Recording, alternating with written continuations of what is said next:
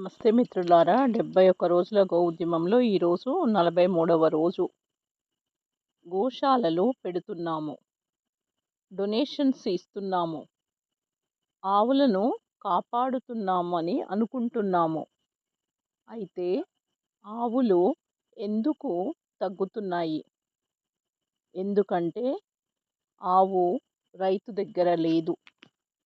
ఆవు పాలు ఇచ్చే యంత్రంగా మారిపోయింది డైరీ ఫామ్స్లలో. రైతుకి బాధ్యత లేదు. తల్లి నుంచి దూడ దూరం అవుతుంది, దూడ నుంచి తల్లి దూరం అవుతుంది. ఏ రైతు దగ్గర అయితే గోవులు ఉన్నాయో అవి ఎంతో ఆనందంగా, సురక్షితంగా, ప్రేమతో పెంచబడుతున్నాయి. రైతుల దగ్గర ఆరోగ్యంగా కూడా ఉంటున్నాయి. కానీ గోశాలలో ఆదరణ లేకుండా ఉంటున్నాయి. ఊర్లలో అసలు ఆవులే కనిపించడం లేదు. ఆవులు లేని గ్రామాలు ఎన్నో, ఖాళీ కొట్టాలు ఎన్నో. కానీ ఆవు గోశాలలో ఉండే జంతువు కాదు. రైతుకి బాధ్యత లేదు. గోశాలలో ఎవరికీ ఓనర్షిప్ ఉండదు. ఎవరు యజమానిగా అనుకోరు. ఎక్కడి నుంచో డబ్బు వస్తుంది, ఎక్కడి నుంచో ఫండ్స్ వస్తాయి, ఎవరో పని చేస్తారు, ఆవులు ఉంటాయి.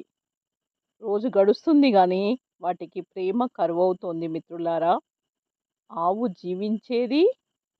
జీవించాల్సినది గ్రామాల్లో, రైతుల చేతుల్లో, గోశాలలో కాదు. ఆవు అనాథ కాదు. ఆవు అనాథ కాకూడదు. ఏమంటారు మిత్రులారా?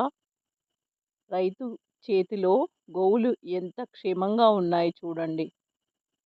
రైతు ప్రేమతో పెంచితే ఎంత చక్కగా గోవులు చూడండి హాయిగా స్వేచ్ఛగా మేసి తమకు ఇష్టం వచ్చిన ఆహారాన్ని తిని ఎంత సంతోషంగా వస్తున్నాయి చూడండి. ఇది కదా అసలైన గోవుల సేవ. వాటికి కావాల్సింది ఒక బుక్కెడు గడ్డి. ఆ గడ్డి కూడా ఇవ్వలేనని రైతులు గోవులను భారంగా భావించి అమ్మేస్తున్నారు మిత్రులారా. గోశాలలు పెట్టి ఆర్టిఫిషియల్ ఏసీలు, ఫ్యాన్లు పెట్టి జైలు లాంటి గోశాలలో కాదు మిత్రులారా. రైతు దగ్గర ఆవు నిలబడితే ఆవు